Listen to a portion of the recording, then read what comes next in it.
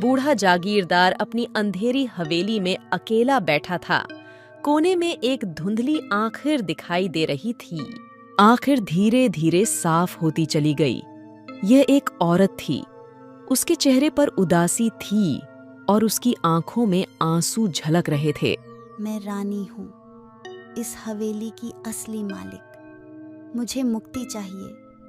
मुझे उस दर्द से मुक्ति चाहिए जो मुझे सालों से परेशान कर रही थी। मुझे माफ करो रानी, मुझे नहीं पता थी। जागीरदार घबरा गया।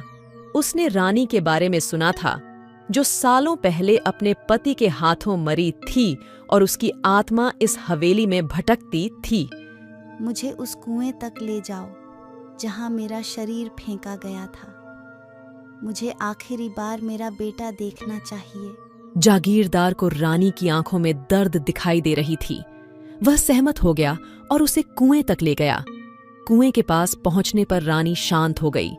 उसने अपने बेटे का नाम लिया, जो अब बूढ़ा हो चुका था। अचानक हवा में एक हलचल हुई और एक पारभासिया देखी। यह रानी का बेटा था। रानी और उसके बेटे ने आंखों में आंखें मिलाईं। उनके चेहरे पर शांति थी। फिर बेटे का रूप घुल गया और रानी भी गायब हो गई। जागीरदार स्तर रहा। उसने देखा कि कुएं के पास एक सफेद फूल खिल रही थी। वह रानी की आत्मा की शांति का प्रतीक था। जागीरदार ने उस दिन रानी के लिए पूजा की।